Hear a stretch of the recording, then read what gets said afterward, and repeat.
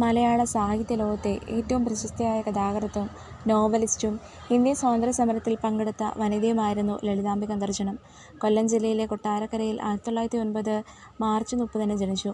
ഒരു മുത്തശ്ശിയായിരിക്കെ രചിച്ച അഗ്നിസാക്ഷി എന്ന ഒറ്റ നോവൽ കൊണ്ട് മലയാള സാഹിത്യത്തിലെ ചിരപ്രതിഷ്ഠയായി മാറി.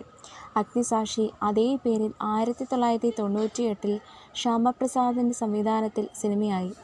മലയാളം, ഇംഗ്ലീഷ്, സംസ്കൃതം, ഹിന്ദി എന്നീ ഭാഷകളിൽ പ്രാവീണ്യമുണ്ടായിരുന്ന ഇവർ കവിതകളിലൂടെ സാഹിത്യ ലോകത്ത് കാലക്രമേണ അറിയപ്പെടുന്നൊരു കഥാകൃത്തുമായി. കേരള സാഹിത്യ അക്കാദമിയുടെ വൈസ് പ്രസിഡന്റായി സേവനമനുഷ്ഠിച്ചിട്ടുള്ള ഇവർക്ക് കേന്ദ്ര കേരള സാഹിത്യ അക്കാദമി അവാർഡുകൾ, വയലാർ അവാർഡ്, ഓടക്കുഴൽ അവാർഡ് എന്നിവ നേടിയിട്ടുണ്ട്.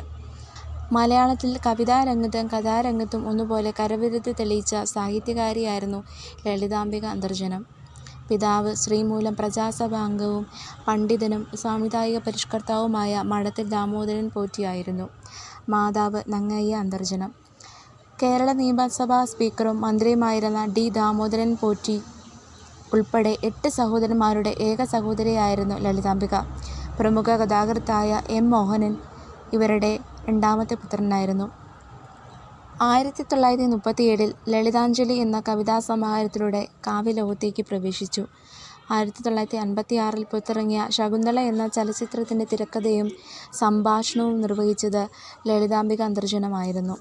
മൂടപടത്തിൽ, കാലത്തിൻ്റെ ഏടുകൾ, തകർന്ന തലമുറ, കിളിവാതിലിലൂടെ, കൊടുങ്കാറ്റിൽ നിന്ന് തുടങ്ങി 14ഓളം ചെറുകഥകളും, അഗ്നിസാക്ഷി, മനുഷ്യനും മനുഷ്യരും എന്നീ നോവലുകളും, ആത്മകഥയ്ക്ക് ഒരാമുഖം എന്ന ആത്മകഥയും, ലളിതാഞ്ജലി തുടങ്ങിയ 8ഓളം കവിതാസമാഹാരങ്ങളും കൂടാതെ നാടകങ്ങളും ബാലസാഹിത്യകൃതികളും ലളിതാംബിക അന്തർജനത്തിൻ്റെ പ്രധാനപ്പെട്ട സംഭാവനകളാണ്.